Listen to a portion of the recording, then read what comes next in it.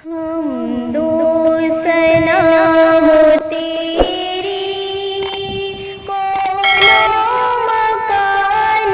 علیکم ورحمۃ اللہ وبرکاتہ۔ حمد و ثنا ہے اس پاک پروردگار کے لیے جس کے قبضہ قدرت میں ہماری اور آپ سب کی جان ہے۔ دوستو، ابھی ہم اور آپ ماہ شعبان المعظم سے گزر رہے ہیں۔ انشاءاللہ العزیز بہت ہی چند دنوں میں ہم اللہ تبارک و تعالیٰ کے طرف سے عطا کردہ مہینہ رمضان المبارک میں داخل ہوں گے، پھر رمضان المبارک کے فیوز و برکات سے مستفیض ہوں گے، جس مہینے میں ہم روزہ رکھ کر کے رب کو راضی کریں گے۔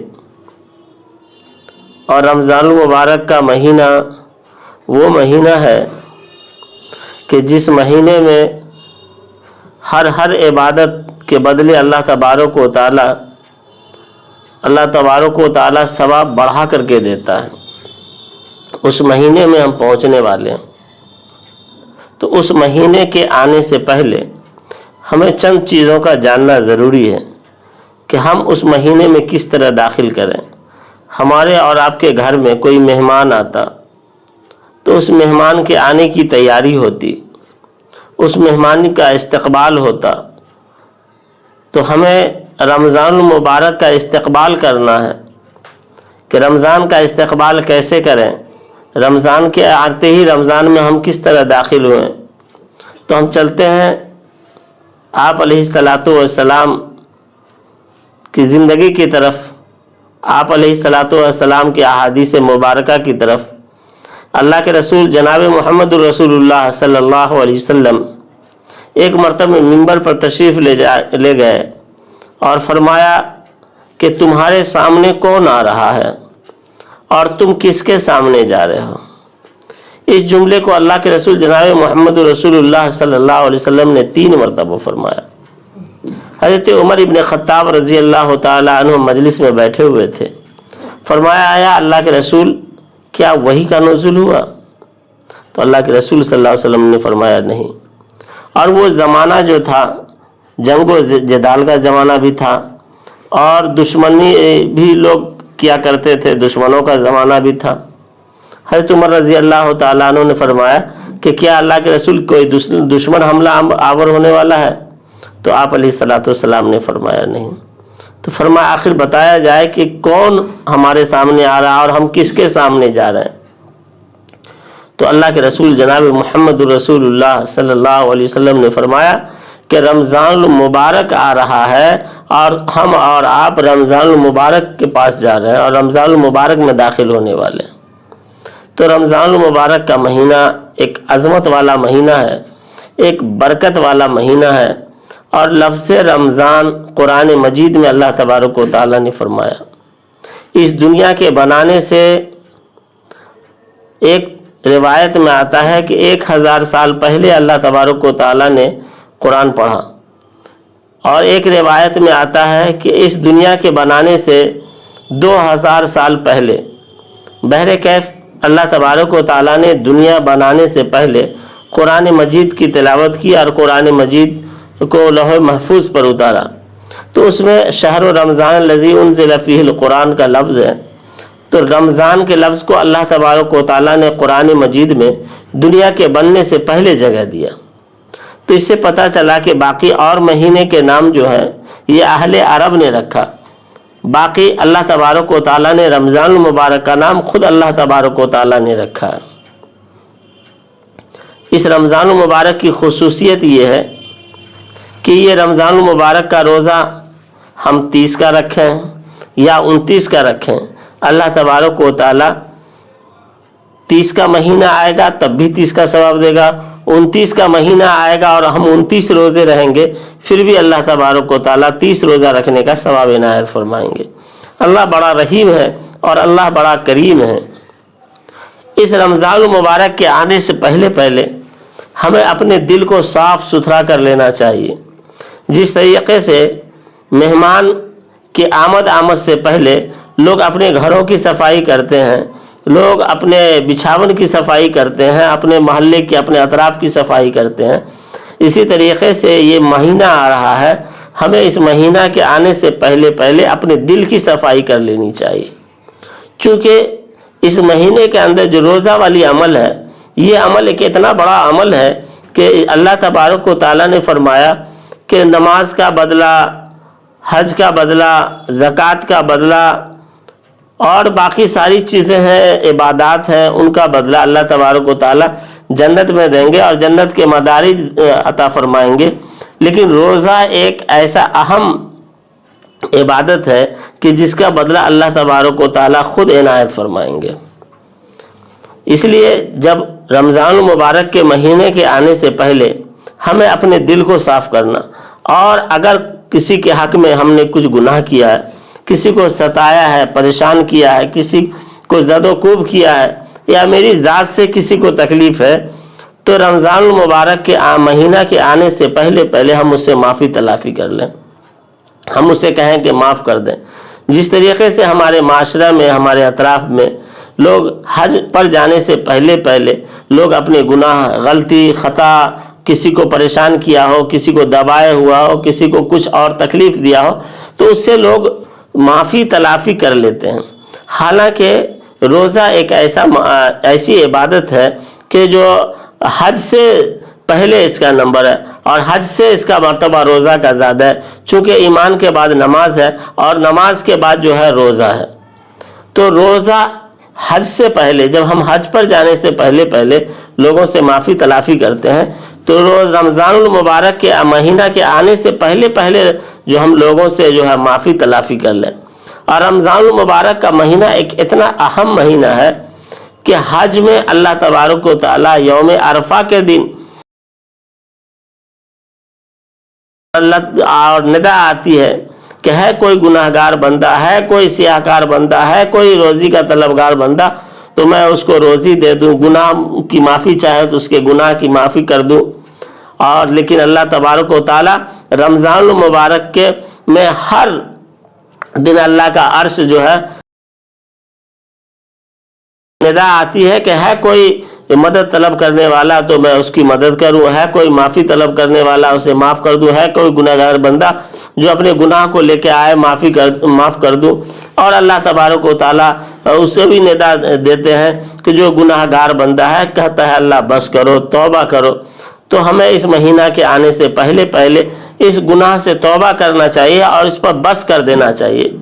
اور رمضان میں جو اللہ تبارک و تعالیٰ کو سب سے زیادہ جو عمل محبوب ہے اور سب سے زیادہ جو اللہ تبارک و تعالیٰ کو عمل جو ہے پیارا ہے، وہ ہے روزہ۔ ہمیں روزہ سے زیادہ جو ہے اس رمضان المبارک میں اللہ تبارک و تعالیٰ کو کچھ بھی محبوب نہیں ہے۔ تو روزہ ہاتھ کا بھی ہو، کان کا بھی ہو، پاؤں کا بھی ہو، ہر طریقے سے ہم روزہ رہیں، اور روزہ میں اپنی زبان کی خصوصیت کے ساتھ حفاظت کریں۔ اگر رمضان المبارک کے مہینے میں ہمیں کوئی گالی دے رہا ہے اور ہمیں کوئی برا بھلا کہہ رہا ہے، تو ہم اسے آسانی سے، آرام سے اسے کہہ دیں کہ بھائی میرا روزہ ہے، میں گالی نہیں دے سکتا، میں تجھے برا بھلا نہیں کہہ سکتا، میرا روزہ ہے۔ اللہ کے رسول صلی اللہ علیہ وسلم کی حدیث ہے کہ کوئی اگر گالی دے تو اسے آرام سے سمجھا کر کہہ دو کہ میرا روزہ ہے۔ اور اس دل سے کینہ، کپٹ، کدورت سب کو رمضان المبارک میں صاف کر لینی چاہیے۔ یہی رمضان المبارک کے آمد کا استقبال ہے۔ حضرت انس ابن مالک رضی اللہ تعالیٰ عنہ فرماتے ہیں کہ اللہ کے رسول صلی اللہ علیہ وسلم نے فرمایا کہ اے انس، اگر تم صبح اور شام میں کوئی کام کرنا چاہتے ہو تو یہ ہے کہ اپنے دل کو تمام طرح کے کدورت سے پاک کر لو، تمام طرح کے گناہ سے پاک کر لو، یہ میری سنت ہے، اور جو میری سنت پہ عمل کرے گا تو اللہ تبارک و تعالیٰ اسے بڑا اجر دے گا، اور یہ سب سے بڑی اور بہت اہم سنت ہے۔ تو حضرت انس رضی اللہ تعالیٰ عنہ کو بھی اللہ کے رسول صلی اللہ علیہ وسلم نے فرمایا کہ اپنے دل کو کینہ، کپٹ سے پاک صاف کر لیں اور اسے دور کر لیں، اور فرمایا کہ یہ میری بڑی سنت ہے۔ لوگ بھوک اور پیاس کی وجہ سے روزہ نہیں رکھتے۔ حضرت حسین رضی اللہ تعالیٰ عنہ میدان کرب و بلا میں 72 گھنٹہ اپنے اہل و عیال کے ساتھ، شیر خوار بچوں کے ساتھ، بغیر پانی کے تڑپ تڑپ کر کے اللہ کے حضور اپنے نانا محترم کے دین کی اشاعت کے لیے اپنے آپ کو قربانی پیش کر دی۔ لیکن ہمارا روزہ تو 72 گھنٹے کا نہیں ہوتا، 15-16 گھنٹے کا ہوتا ہے، تو اس میں ہم بخوبی روزہ رکھ سکتے ہیں، اور روزہ رکھنے کے لیے ہم اپنے آپ کو مستعد کریں، اپنے آپ کو تیار کریں۔ ایک مشہور حدیث ہے جس میں اللہ کے رسول صلی اللہ علیہ وسلم تشریف فرما ہے، ایک صحابی آئے، ان کے ہاتھ میں جوتا ہے اور داڑھی سے پانی ٹپک رہا تھا، وضو کا پانی، یعنی نیا وضو کیا تھا، اور دیکھا تو کہا کہ دیکھو وہ جنتی آ رہا ہے۔ پہلے دن کہا، پھر دوسرے دن وہی صحابی ہاتھ میں جوتا، داڑھی میں وضو کا پانی تشریف لا رہے ہیں، کہا دیکھو جنتی آ رہا۔ پھر تیسرے دن بھی اللہ کے رسول صلی اللہ علیہ وسلم نے فرمایا کہ دیکھو جنتی آ رہا۔ اسی مجلس میں ایک بڑے صحابی تھے، حضرت عبداللہ ابن عمر ابن عاص رضی اللہ تعالیٰ عنہ۔ یہ بہت عبادت گزار صحابی تھے۔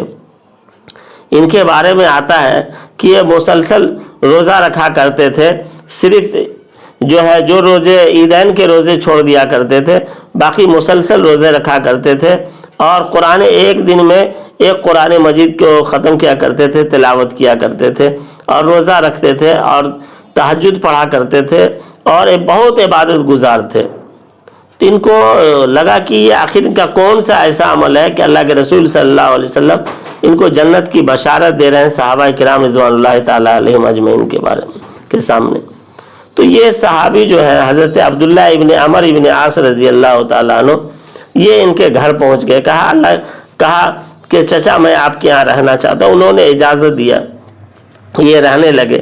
رات میں دیکھا کہ دیکھنا ہے مجھے یہ کون سا عمل کرتے ہیں کہ اللہ کے رسول صلی اللہ علیہ وسلم نے جنت کی خوشخبری دی ہے۔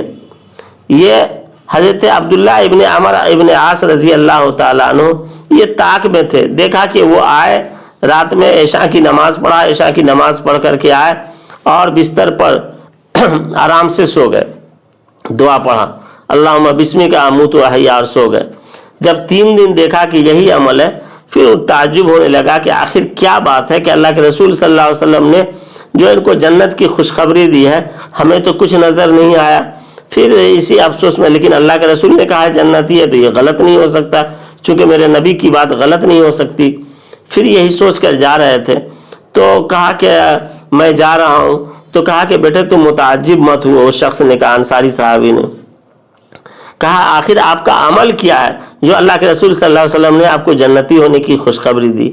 کہا جو تم دیکھ رہے ہو یہی عمل ہے، بس ایک عمل یہ ہے کہ میرے دل میں کسی کے لیے کینہ، کسی کے لیے حسد، کسی کے لیے بغض اور کسی کے لیے دشمنی نہیں۔ میرا دل حسد، کینہ، کپٹ، دشمنی سے پاک صاف ہے، میرا دل بالکل پاک ہے۔ تو حضرت عبداللہ ابن عمر ابن عاص رضی اللہ تعالیٰ عنہ نے کہا کہ ھذا ہوگا، کہ بالکل یہی ہے، بالکل یہی ہے، کہ یعنی اسی کی وجہ سے آپ کو جنت کی خوشخبری ملی ہے۔ تو دوستو، اپنے رمضان المبارک کے آنے سے پہلے اپنے دل کو، اپنے کلیجہ کو، اپنے روح کو، اپنے قلب کو تمام گناہوں سے، تمام چیزوں سے پاک صاف کر لیں، اور ایک دوسرے کے کینہ، کپٹ، دوسرے سے دشمنی، تو اس رمضان المبارک کے آنے میں ابھی 2-4 روز 5 روز ٹائم ہے، اس سے پہلے ہم جس کو ہم نے بے ناحق ستایا ہے، جس کو پریشان کیا، اگر کسی کو کسی سے کوئی تکلیف ہے تو اس سے معافی اور تلافی کر لے۔ حج پر جانے سے پہلے جس طرح سے معافی تلافی کر لیتے ہیں، اسی طرح رمضان المبارک کے آنے سے پہلے جو ہر ایک سے معافی تلافی کر لے اور دل کو صاف ستھرا کر لے۔ جس طرح مہمان کے آنے سے پہلے صفائی کا انتظام کیا جاتا، اس طرح رمضان المبارک بھی ہمارے سامنے مہمان بن کر آ رہا، ہمیں صفائی کرنے کی ضرورت ہے۔ اللہ تبارک و تعالی رمضان المبارک کے آنے سے پہلے ہمارے دل اور دماغ کو اللہ صاف ستھرا فرمائے، اور رمضان المبارک کے فیض و برکات سے اللہ مستفیض ہونے کی توفیق عطا فرمائے۔ اللہ ہمارا اور آپ سب کا حامی و ناصر ہو۔ السلام علیکم ورحمۃ اللہ وبرکاتہ۔ کے عالموں کا مرتبہ بہت بلند ہے، یہ وارث رسول ہے، وفا بہت بلند ہے۔